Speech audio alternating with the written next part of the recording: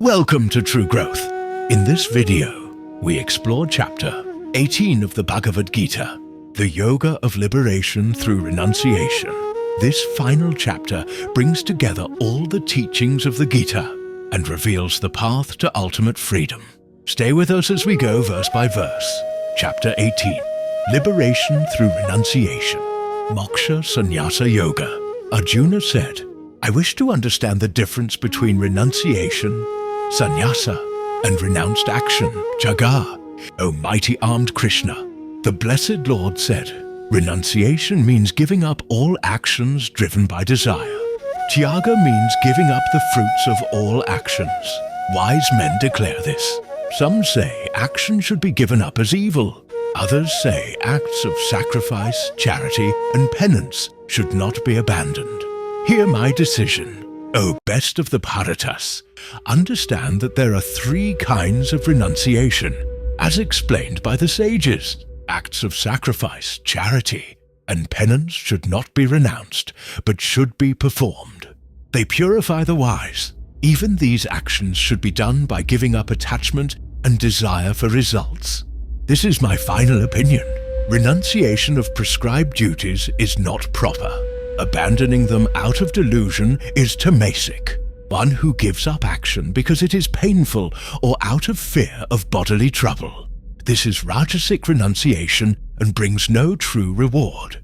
He who performs duty because it must be done, giving up attachment and results, his renunciation is sattvic and wise. The one who is detached, wise, and free from doubt does not shun unpleasant work, nor cling to pleasant work. It is not possible for a being to renounce all action completely. But one who renounces the fruits of actions is truly renounced. The threefold fruit of action, pleasant, unpleasant, and mixed, falls to those who don't renounce, but not to those who have renounced. Know that 5 causes are necessary for the completion of all actions. The body, the doer, the senses, various efforts, and destiny. Whatever action a person performs with body, speech, and mind, whether right or wrong, these 5 are its causes.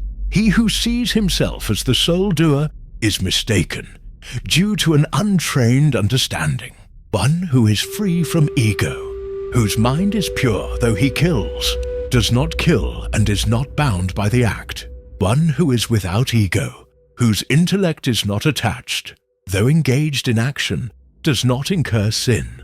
Knowledge, the known object, and the knower are the threefold basis of action. Instrument, action, and doer are the threefold factors. Knowledge, action, and the doer are also declared to be of 3 kinds, based on the 3 gunas. Hear these. That knowledge is sattvic, which sees one imperishable reality in all beings, undivided in the divided.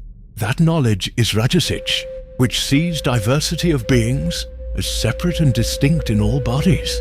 That knowledge is tamasic, which clings to one task as if it were the whole, irrational without truth. That action is sattvic, which is done without attachment, without craving for results, and without ego. That action is rajasic, which is done with desire for gain, with ego, and involves much effort. That action is tamasic, which is done in delusion, without consideration of consequences or loss. The sattvic doer is free from attachment and ego, full of resolve and enthusiasm, and unaffected by success or failure. The rajasic doer is passionate, seeks results, greedy, harmful, impure, and full of joy and sorrow. The tamasic doer is undisciplined, vulgar, stubborn, dishonest, lazy, and procrastinating. Now hear the threefold division of intellect and resolve, based on the 3 gunas. The sattvic intellect knows what is right and wrong, what should be done and avoided, what leads to bondage and what to liberation. The rajasic intellect confuses right and wrong, and does not understand the true nature of duty. The tamasic intellect, covered by ignorance, sees wrong as right and is perverse in understanding. Sattvic resolve is unwavering and sustained through meditation, self-discipline, and purity of purpose. Rajasic resolve clings to results, reward and material gains, and is motivated by desires. Tamasic resolve holds fast to sleep, fear, grief, despair, and laziness.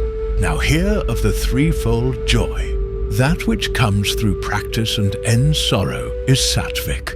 That joy which feels like poison at first but is like nectar in the end, born of clarity and self-knowledge, is sattvic.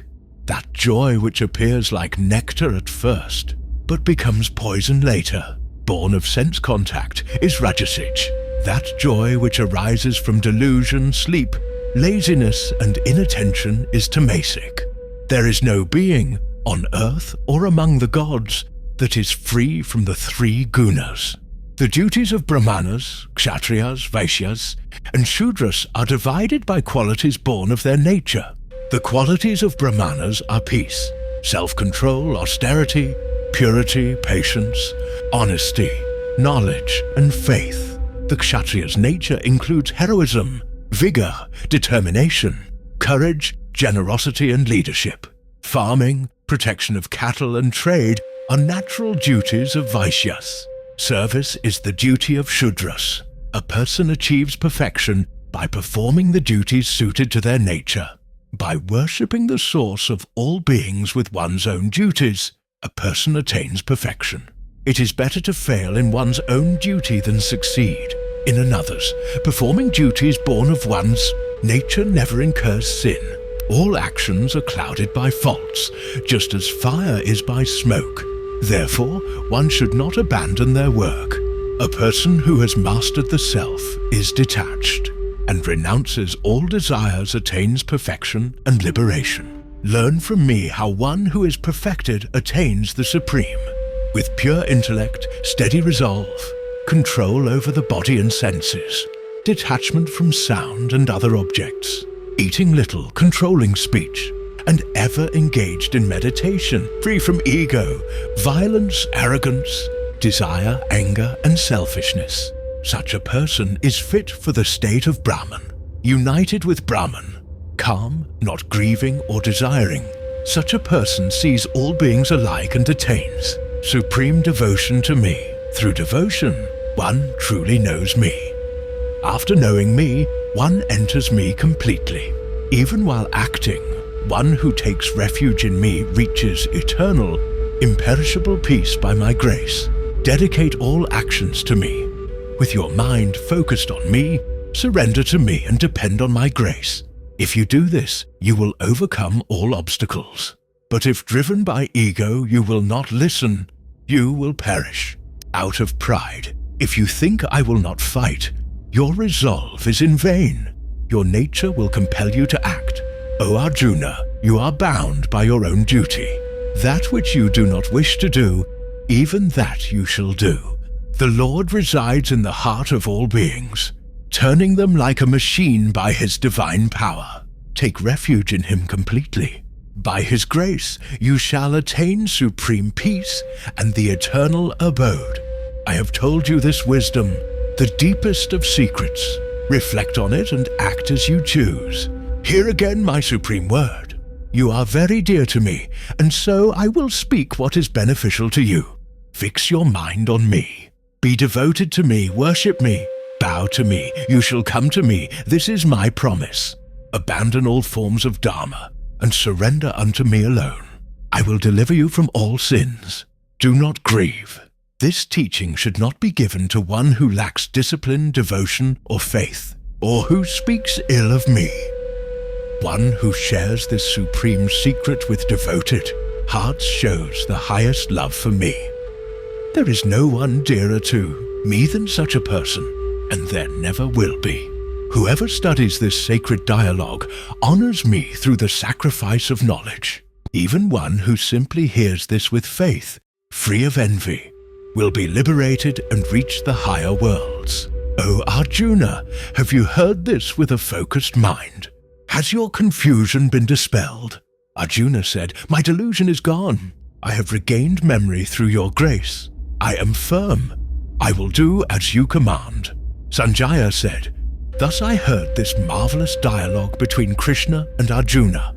Filled with wisdom, by the grace of Vyasa, I heard this supreme and secret teaching directly from Krishna. As I remember this holy dialogue again and again, I rejoice.